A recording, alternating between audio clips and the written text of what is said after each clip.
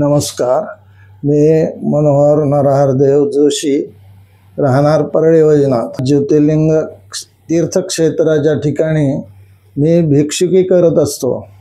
तेव्हा या परिसरामध्ये वैद्यनाथ भक्ती मंडळ यांनी मंदिर स्वच्छता आणि त्याचप्रमाणे धार्मिक विधीची माहिती हे उपक्रम जे ते हाती घेतलेला आहे, त्या अनुषंगानं मंदिराची नुसती स्वच्छता करून भागणार नाही, तर त्यामध्ये आपण कसं आचरण करावं, धार्मिकदृष्ट्या देवाची सेवा कशी करावी.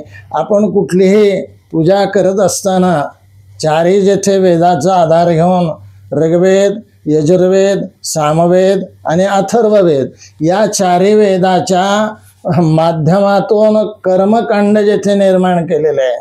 माणसाचं जेथे मन अस्थिर आहे आणि ते स्थिर होण्यासाठी देवतेची आपण स्थापना करून या ज्योतिर्लिंगाची आपण पूजा करत असतो.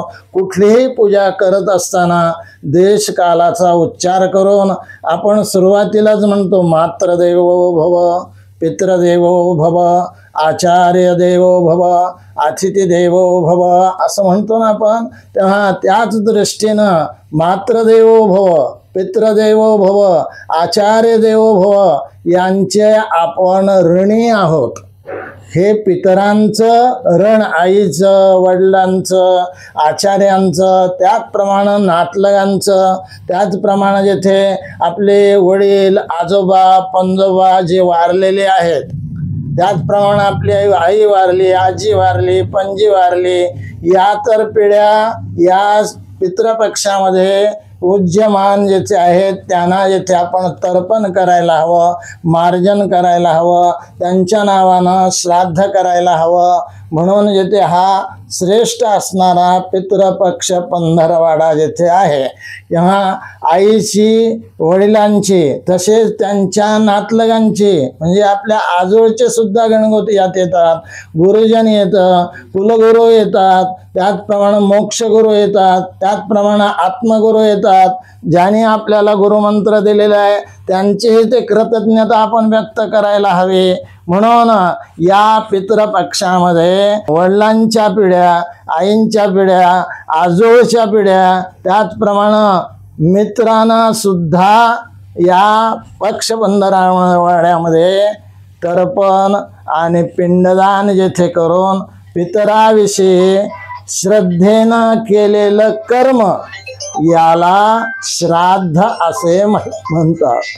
पितराविषयी कृतज्ञता व्यक्त करण्यासाठी, त्यांची जेथे आपल्याला अल्पशी सेवा घडण्यासाठी त्यांना जेथे आपण पायाचं आपलं पादत्राण करून जरी त्यांना जेथे दिलं तरी त्यांचे जेथे ऋण फिटणार नाहीत. पितृ ऋण फेडण्यासाठी या पंधरवाड्यामध्ये त्यांच्या नावानं तर्पण, श्राद्ध आणि पिंडदान, पिंडप्रदान, त्यांच्या नावानं जेथे ब्राह्मण भोजन, गाईला गोग्रास देणे आणि पाहुणे यांना जेथे जेव घालणे, हा जेथे यातला अन्नदानाचा महत्त्वाचा मुद्दा आहे. भगवंत जळी स्थळी काष्टी पाषाणी सर्वतोपरी भरून उरलेला आहे. तसंच या पंधरवाड्यामध्ये पितृपक्षामध्ये पितामह प्रपितामहानाम वसो रुद्रादित्य स्वरूपाणाम, वसुरूपानं, रुद्ररूपानं, आदित्य रूपानं हे वास्तव्य करत असतात. त्यांना जेथे बोलावून त्या आपल्या पितरांचे जे काही पाहुणे आहेत किंवा ज्यांना आपण पितर नेमलेला आहे किंवा श्राद्ध करत असताना 2 ब्राह्मण जेथे पूजेला बसवतो आपण, त्यांची पाद्यपूजा करावी लागते, त्यांची हस्तपूजा करावी लागते. त्यांना जेथे आवाहन करून, जेथे पाद्यपूजन करून, तर्पण करून, मार्जन करून, पिंडदान जेथे नंतर करतात, अगोदर भोजन वगैरे देतात ब्राह्मण परिवारामध्ये.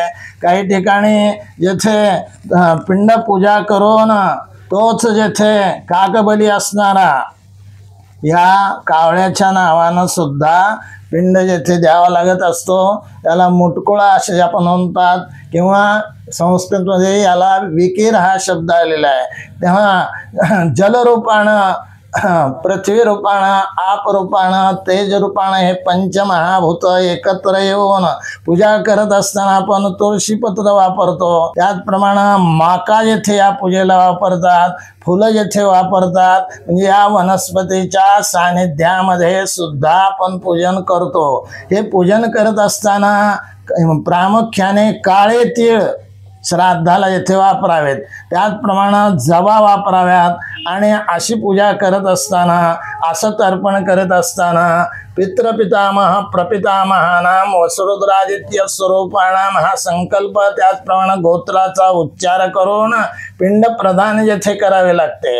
त्याचप्रमाणे मातामह मातुपितामह मातुप्रपितामहानाम मातामहे मातुपितामहे मातुप्रपितामहेनाम इकडले सुद्धा येते तातांबा त्रितयम सपत्न जनमे माता महादित्रयम असा येथे श्लोक आलेला आहे या ग्रंथामध्ये. आपले आप्ता असोत, सखा असोत, मित्र असोत, कुलगुरू असोत, मोक्षगुरू असोत, आत्मगुरू असोत, या सर्वांना येथे बोलावून त्यांच्या नावानं पिंडदान करावयाचे असते. इतर श्राद्धामध्ये फक्त 3 पिंड करतात. या महालय श्राद्धामध्ये मात्र जेवढे पार्वण आहेत, पार्वण म्हणजे नातलग आहेत, त्यांच्या नावानं पिंडदान करण्याचा अधिकार आहे. वास्तविक पाहता या निमित्तानं अन्नदान होतं. लक्षात आलं का? गाईला गोग्रास दिला जातो, त्याचप्रमाणे जलदेवतेला जेथे अन्न समर्पण केल्या जातं. या सर्वांचा आशीर्वाद लाभून आपल्या वंशाची वृद्धी व्हावी या हेतूनं मुख्यतः पिंडदान करतात. लक्षात आलं का?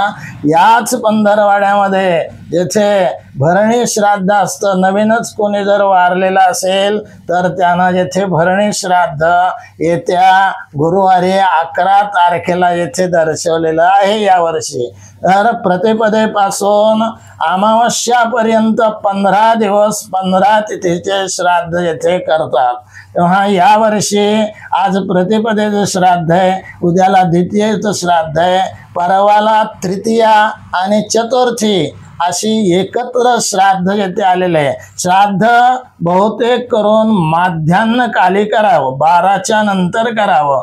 12च्या आत जर तिथी असेल तर श्राद्ध महालय श्राद्ध याला म्हणतात, ते करता येत नाही. कुठं महालय म्हणतात, कुठं महाळ म्हणतात, कुठं पित्र म्हणतात. अशी उपभाषा येथे आपल्या आपल्या प्रत्येक 20 कोसावरती भाषा बदलत असते. तेव्हा त्यांच्या येथे ऋणातून थोडं का होईना, किंचित का होईना उतरा येण्यासाठी हा श्राद्धाचा येथे कर्मकांड आहे. त्याचप्रमाणे द्वादशीच्या दिवशी संन्यासाच्या नावानं येथे श्राद्ध करतात. त्याचप्रमाणे कृष्ण चतुर्दशीच्या दिवशी शस्त्रहंता किंवा आघात झाला असेल, शस्त्रानं मरण आला असेल तर कृष्ण चतुर्दशीच्या दिवशी हे श्राद्ध करतात.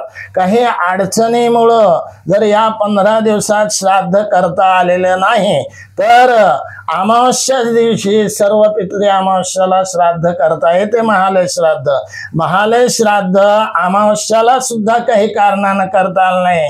कुणी डिलिव्हरी झालेली असते, बाळंतीण झालेले असते किंवा सुतक आलेलं असते, कोणी वारलेलं असते म्हणून श्राद्ध करता आलं नाही. आता काय करावं? तर कन्या संक्रांत जेव्हा सुरू झालेली आहे, लक्षात आहे आलं का? या कन्या संक्रांतीपासून कन्यागते 12 संक्रांतीत मेष संक्रांत आहे, वृषभ संक्रांत, दर महिन्याला एक संक्रांत असते. आपल्याला फक्त मकर संक्रांत माहिती, ती 14 जानेवारीला सुरुवात होते.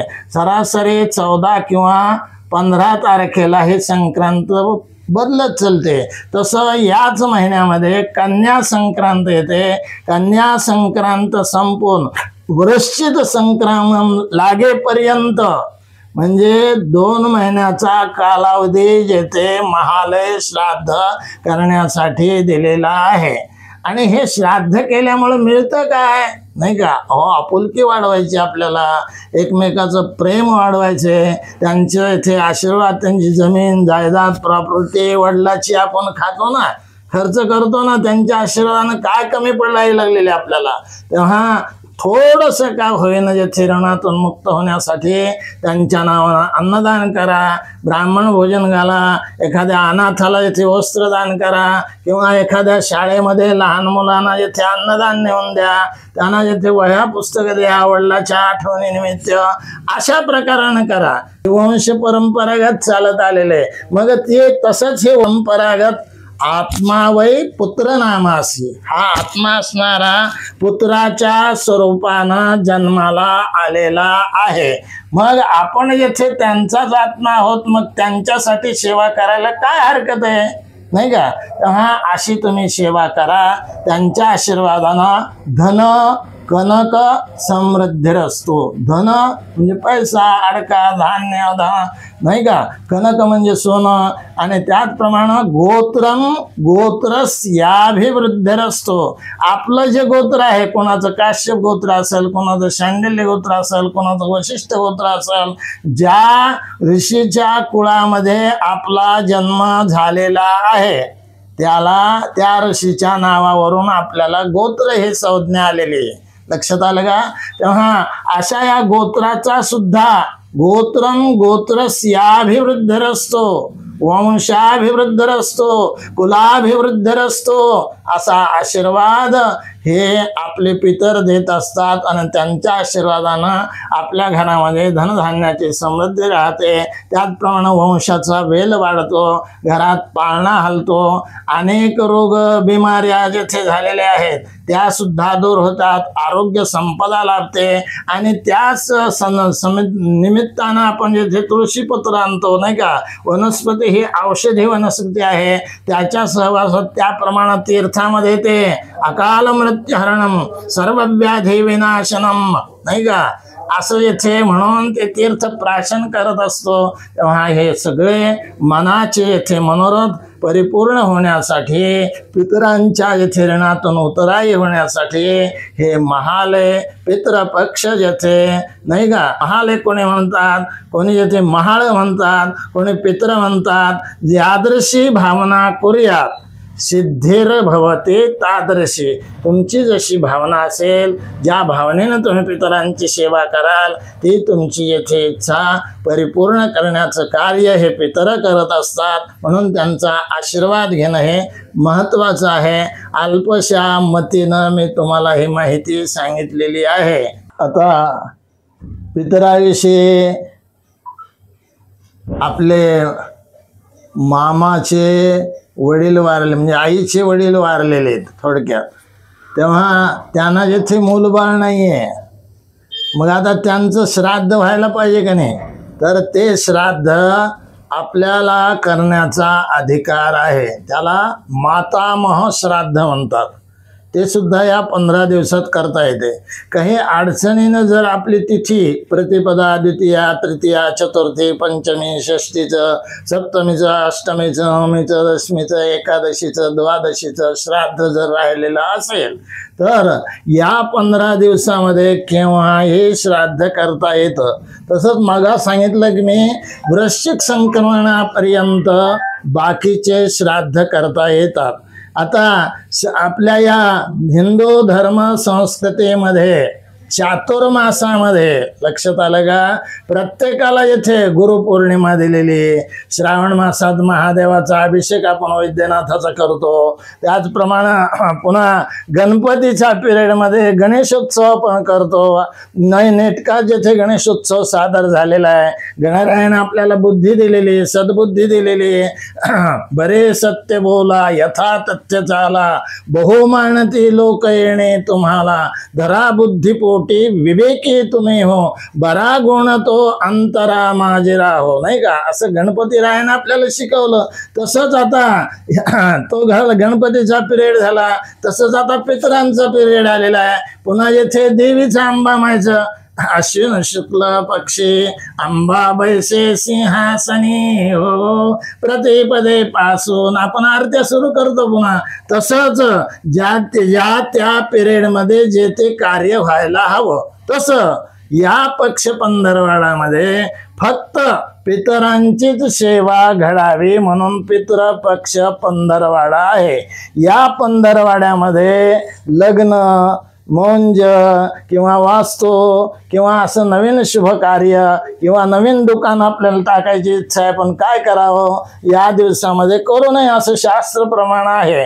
परंतु कसं झाले सध्या मनःपूतं समाचरेत, मनाला वाटेल ते आपण करतो, परंतु त्यामुळे योग्य फल मिळत नाही. आपल्या धर्मशास्त्रानुसार ज्या दिवशी जे कर्म सांगितलेले शुभ वेळेवरती तेच कर्म करायला हवं. या पंधरवाड्यामध्ये पितरांची सेवा करा, पुढे जेथे आश्विन मासामध्ये देवीची सेवा करा, पुन्हा जेथे दिवाळी यायच लागलेली आपल्याला मौज मजा करायला. आता पितृपितामह प्रपितामहानां वसुरुद्रादित्य स्वरूपाणां वसुरूपानं रुद्ररूपानं आदित्यरूपानं हे आपले पितर इथं आपल्या घरी येत असतात. पिंड प्रदान करायचं असतं आणि त्याचप्रमाणे अन्नदान करायचं असतं. त्यांचा आशीर्वाद घेणं महत्त्वाचं आहे. जे जे आठवलं ते मी तुम्हाला सांगितलं. जे जे आपणाशी ठावे ते ते इतरास शिकवावे, शहाणे करून सोडावे सकल जन. या हेतून या ज्योतिर्लिंग तीर्थक्षेत्राच्या ठिकाणी वैद्यनाथ भक्ती मंडळ हे मित्र परिवार आहे. ते सर्वांची सेवा करू लागलेले, आपले धर्म जागृती करू लागलेली आहे. या त्यांचा जो मुद्दा आहे, त्यांचा जे संकल्प आहे त्याच्याकडे लक्ष द्या आणि आपणही त्यामध्ये सहभागी होण्याचा प्रयत्न करा, एवढीच तुम्हाला विनंती करतो.